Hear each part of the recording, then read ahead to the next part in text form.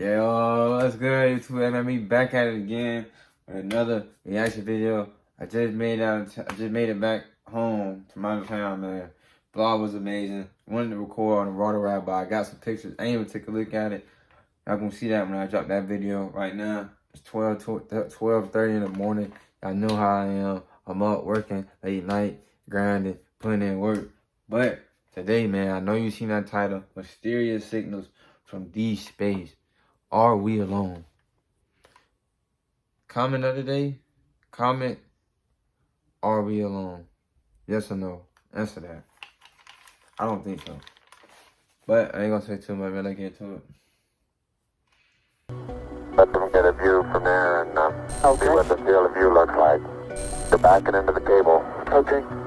We're about to talk about deep space. We decided to stop taking some space from you and start taking a look at space in general. Starting us off today, we have a never before seen deep space radio signal detected in 2023. The radio signal comes in the form of an FRB, a fast radio burst, which is a bright flash of radio light that lasts for only a few milliseconds before disappearing altogether. The fascinating thing about this particular radio burst is that, one, it comes from far beyond our own galaxy, and two, it is highly active and frequently repeats itself, meaning its behavior is incredibly different from any other FRB observed to date. Sophia Scheik, lead author of the discovery, was quoted saying, "This work is exciting because it provides both confirmation of known FRB properties and the discovery of some new ones." The FRB was observed 35 times by Scheik and other scientists over a 2-month period, with each burst coming from the exact same unknown source. And an unusual pattern emerged in the bursts when observed for an extended period of time. Usually, reoccurring FRBs get lower in pitch as they go. This one, however, is different. The pitch goes up and down with each burst. Scientists believe the bursts are coming from a neutron star called Magnetar, the core of a dead star with an incredibly strong magnetic field. And they're probably right, but on the other hand, perhaps it's a signal coming from beyond our cosmic simulation, proving that none of this is really real.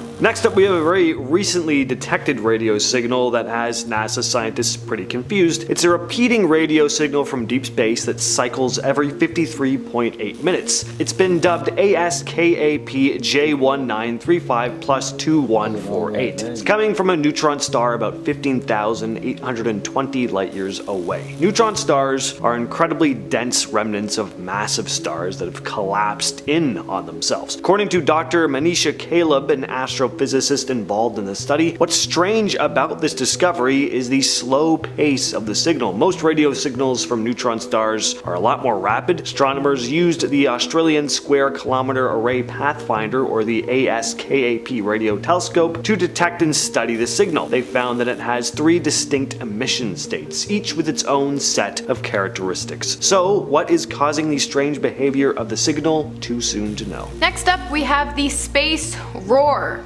Subtle, right? Now, as a general rule, there is no sound in space. But of course, when science, engineering, and mechanics all intertwine, we are still able to pick up sounds when using the right tools, which is exactly what happened in 2006 when scientists used a listening instrument tied to a balloon 23 miles high to pick up a signal that was 6 times louder than anything they could have ever expected. Like, honestly, they were shocked and confused, but overall incredibly excited. Before the transmission came through, scientists had expected to observe the sounds of an early star, but after hearing the transmission, an early star being the origin of the sound was pretty much entirely ruled out. Now the theory is that the combined radio emission from distant galaxies created the sound, but of course that's just a theory. In reality, scientists really have no idea. But not knowing the sound's origin is not the only problem the signal has raised. There is also the fear that the volume of the signal will interfere with efforts made to search for signals coming from the first stars that formed from the Big Bang. Of course, the obvious theory jumps out. Could the space roar be an attempt at keeping us from revealing the truth about the universe? Discovering that it's all just one big cosmic simulation, you know?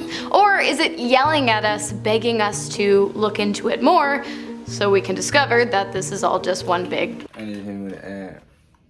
Why they talking about just one big simulation? That'd be crazy, like when you do fade away, you know what I'm saying? Then it's just like game over. And you like, what the fuck? And like you get another try, but you forget everything. That's crazy. That's crazy.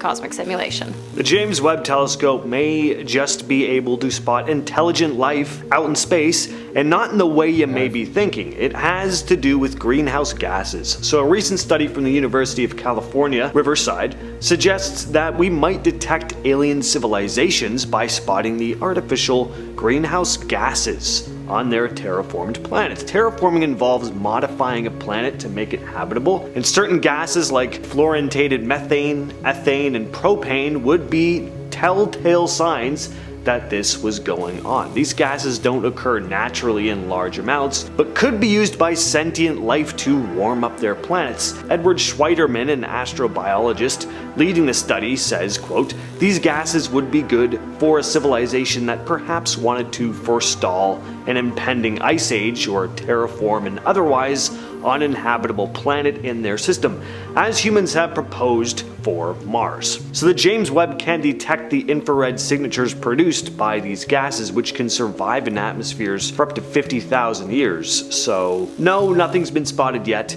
but it is something they're keeping their eyes open for. Next up, we've got the Southern Ring Nebula, which NASA has tricked the public into believing is the performance of a dying star, when in reality, it's clearly a rendering flaw in the simulation, giving us a glimpse into the world of our creators, or so they say. But if you want to believe NASA, here's what they have to say. The phenomena is caused by the dimmer dying star sitting in the center of the image, sending out rings of gas and dust in all directions, which it has been doing for the past couple thousand years, while the brighter star next to it illuminates the appearance of the nebula, making it incredibly beautiful and almost inviting, like you want to go through it. The event, which was observed almost head-on by the James Hubble telescope, has made scientists incredibly excited because the clarity of the image is a gateway to the secrets of the nature of dying stars. But I personally think it's a gateway into the real reality, and this image is really just the Matrix begging us to escape, but okay, NASA.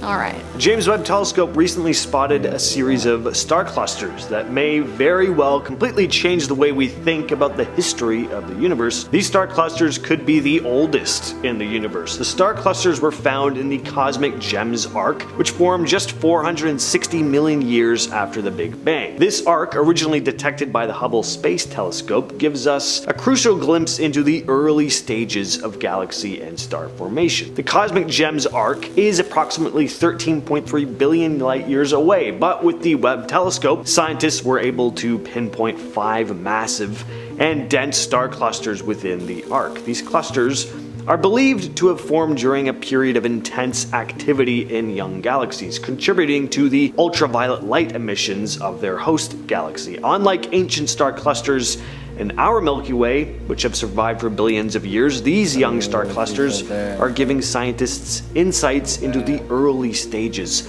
of star formation, which is pretty interesting. Alright, next up we have the Carina Nebula, basically the opposite of the aforementioned Southern Ring Nebula, which shows the death of a star. The Carina Nebula is a landscape of star birth, or at least that's what NASA wants you to think. Personally, I think it looks like the early stages of landscape rendering. I mean, we've been asking for life on other planets for some time now. Maybe whoever's controlling this cosmic simulation has finally started to listen. But of course, if that line of thinking doesn't quite sit right in your simulated brain designed to reject the idea that free will doesn't actually exist, let me tell you what NASA has to say. Apparently, according to the space agency, the Carina Nebula is not proof of simulation theory, but instead it's an emerging star nursery, and the image captured by the James And they just even another ad, imagine. But and the thing is, bro, I'm gonna record like 2 more videos in this 12:30. And then I went water rafting today, so it's like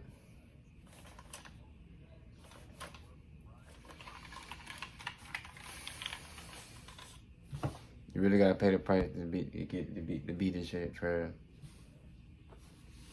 James Webb Space Telescope shows individual stars in the Carina Nebula that were previously obscured due to cosmic dust particles. Sure. Next up, we have unexplained light fluctuations coming from a star in the Cygnus constellation. Scientists still don't know what's causing it, but one theory is that there's an alien megastructure surrounding it. And that's not just an internet theory, that is something a number of scientists have proposed. It's often referred to as the Tabby star Dyson sphere theory. So the strange dimming was first spotted by citizen scientists throughout the Planet Hunters project using data from the Kepler Space Telescope. Tabby star showed extreme dimming, sometimes up to 22% in brightness. Now, there are tons of ideas about why this could be happening, but the alien megastructure is, I'm sure, most of what we want to hear. This hypothetical megastructure, known as the Dyson swarm or sphere, could have been built by an advanced extraterrestrial civilization to harness the star's energy. We really don't have any solid evidence of this at this point. It's just that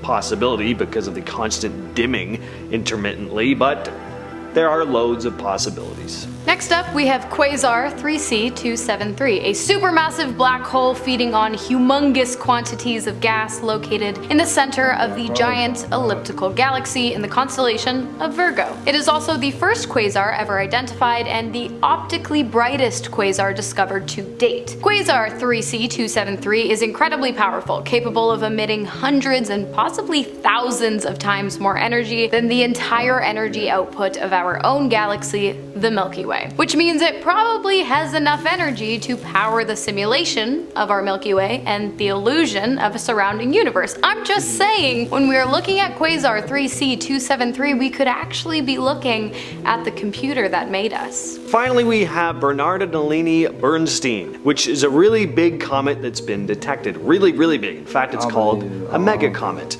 Stuff like this makes me kind of wish we were living in a simulation. Speaking of simulations, is it Bernardini Bernstein or Bernstein? I don't know if anyone's gonna get that joke. But anyway, the thing is headed in our direction and will make its closest approach in 2031. Luckily, it'll pass us by about 1 billion miles, which is good because it's 100,000 times more massive than your average comet, measuring 85 miles across. Just a reminder how it's not really as empty up there as it looks most of the time. My money's on the Bernstein Bears comet. That's what I was thinking too. What's a Berenstain? Berenstain, that's when a bear.